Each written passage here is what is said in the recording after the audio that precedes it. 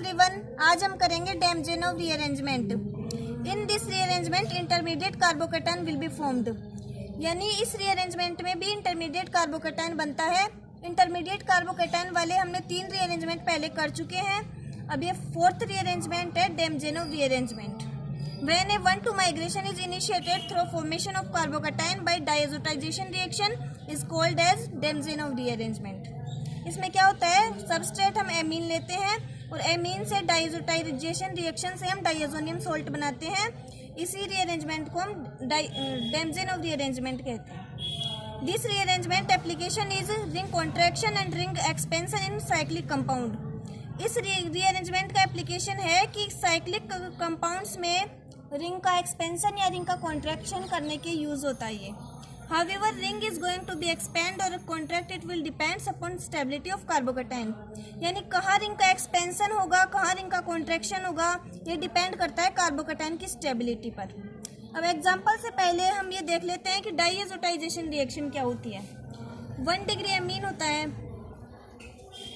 जिसके हम 0 to 5 degree centigrade या फिर 0 डिग्री सेंटीग्रेड को 273 केल्विन भी बोलते हैं। तो इस टेम्परेचर पर हम HNO2 प्लस HCl की रिएक्शन करवाते हैं 1 डिग्री एमीन से, तो डाइएजोनियम सोल्ट बनता है।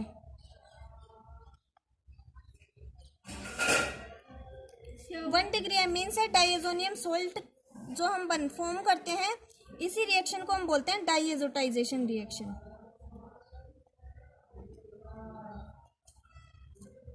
अब एग्जाम्पल देख लेते हैं।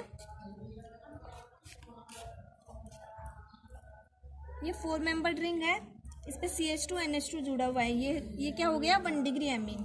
इसकी रिएक्शन हम किससे करवाएंगे, HNO2 से। इसको हम इस तरह से लिख लेते हैं और साथ में HCl भी होता है।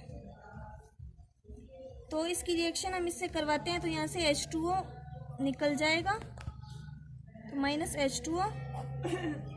देन ये नाइट्रोजन डबल बॉन्ड से इस नाइट्रोजन से जुड़ जाएगा,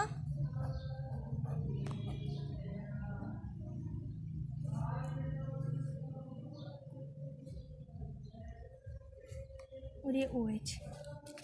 अब क्या होगा, ये OH यहाँ से निकल जाएगा,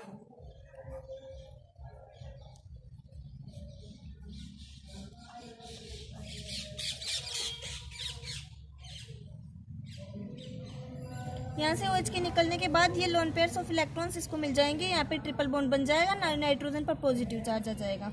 अब जैसे ही नाइट्रोजन पे पॉजिटिव चार्ज आएगा, ये वाला बॉन्ड टूटेगा और यहाँ से N2 एलिमिनेट हो जाएगा। अब N2 एलिमिनेट होने के बाद यहाँ पे पॉजिटिव चार्ज जनरेट हो जाएगा, कार्बोकैटायन बन जाएगा। तो ये बन गया यहाँ से कार्बोकैटायन। अब यदि रिंग के बाहर CH2 और पॉजिटिव इस तरह के कोई कार्बोकैटायन बने रिंग के बाहर, तो क्या होता है, हमेशा रिंग एक्सपेंशन होता है। और यदि रिंग के साथ में कार्बोकैटायन बने तो रिंग कॉन्ट्रैक्शन होता है। तो यहाँ पे होगा रिंग एक्सपेंशन, ये वाले बॉन्ड के इलेक्ट्रॉन्स इसको मिलेंगे। और यहाँ से हम नंबरिंग कर लेते हैं जिससे अच्छे से समझ में आ जाएगा। 1 2 3 4 कार्बोकैटायन वाले कार्बन को नंबरिंग 5 दे देते हैं। अब ये वाला बॉन्ड 2 वाला 5 से जुड़ जाएगा, तो ये इस तरह से होगा। ये वाला यहाँ से जुड़ गया। अब ये बॉन्ड जैसे ही यहाँ से टूटेगा तो यहाँ पे न्यू कार्बोकैटायन जनरेट हो जाएगा, तो यहाँ पे बन जाएगा कार्बोकैटायन। अब ये कार्बोकैटायन फॉरवर्ड डायरेक्शन में क्यों हो रहा है, ये ड्राइविंग फोर्स है इसका कि यहाँ पे क्या था, 1 डिग्री कार्बोकैटायन था और यहाँ पे क्या बना, 2 डिग्री कार्बोकैटायन। और हम जानते हैं कि 2 डिग्री कार्बोकैटायन मोर स्टेबल होता है देन द 1 डिग्री कार्बोकैटायन। तो यहाँ पे रिएक्शन होगी, न्यूक्लियोफिलिक रिएक्शन, H2O की रिएक्शन होगी और यहाँ पे OH जुड़ जाएगा और ये हमारा प्रोडक्ट फॉर्म हो जाएगा। नेक्स्ट एग्जांपल हम देख लेते हैं जिसमें रिंग कॉन्ट्रैक्शन होता हो। ये भी हम 4 मेंबर्ड ही लेते हैं। ये डिपेंड नहीं करता कि रिंग कितनी बड़ी है कितनी छोटी है, बट डिपेंड ये करता है कि कार्बोकैटायन रिंग के बाहर जनरेट हो रहा है या रिंग के साथ ही जनरेट हो रहा है। अब इसमें क्या होगा कि कार्बोकैटायन रिंग में ही जनरेट होगा, जैसा कि आपको दिख रहा है। HNO2 प्लस HCl की रिएक्शन करवाएंगे 0 to 5 डिग्री सेंटीग्रेड टेम्परेचर पर, तो यहाँ से वही डाइएजोनियम सॉल्ट बनेगा। ये डाइएजोनियम सॉल्ट बन गया। उसके बाद यहाँ से N2 एलिमिनेट हो जाएगा, -N2।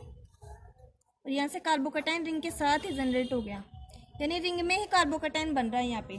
तो जब रिंग में ही कार्बोकैटायन बने तो क्या होता है, रिंग हमेशा रिंग कॉन्ट्रैक्शन होता है, तो ये वाला बॉन्ड टूटेगा और ये वाले बॉन्ड के इलेक्ट्रॉन इसको मिलेंगे। तो यहाँ से भी हम नंबरिंग कर लेते हैं 1 2 3 4। तो ये वाले बॉन्ड के इलेक्ट्रॉन जब इसको मिलेंगे तो ये वाली वैलेंसी फ्री हो जाएगी, ये वाला कार्बोकैटायन इस वाले कार्बन का तो सेटिस्फेक्शन हो जाएगा, लेकिन ये वाली वैलेंसी फ्री हो जाएगी। तो यहाँ से न्यू कार्बोकैटायन फॉर्म हो जाएगा।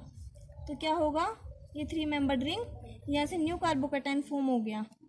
अब यहाँ से न्यू कार्बोकैटायन फॉर्म हो गया, अब आगे क्या होता है, न्यूक्लियोफाइल का अटैक होता है, देन यहाँ पे CH2OH, ये बन गया प्रोडक्ट।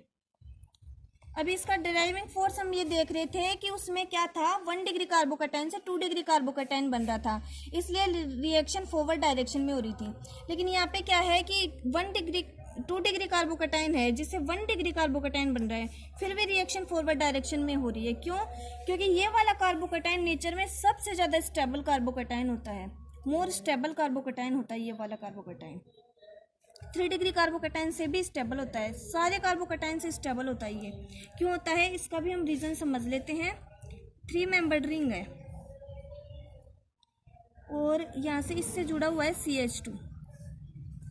3 मेंबर्ड रिंग में क्या होता है, मोर स्ट्रैंड रिंग होती है ये आप जानते हो, पिछली कक्षाओं में ये आप पढ़ते आए हो कि जो 3 मेंबर्ड रिंग होती है मोर स्ट्रैंड रिंग होती है, इसमें बहुत ज़्यादा स्ट्रेन होता है।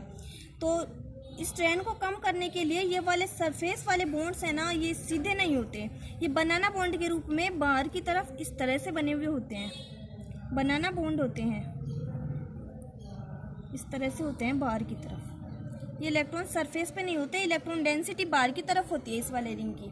और जो CH2 पे पॉजिटिव चार्ज है, इसके वैकेंट ऑर्बिटल इस तरह से अरेंज होते हैं, तो आसानी से इस पे जब कार्बोकैटायन फॉर्म होता है ना, तो इलेक्ट्रॉन ट्रांसफर आसानी से हो जाता है, इसलिए ये मोर स्टेबल कार्बोकैटायन होता है,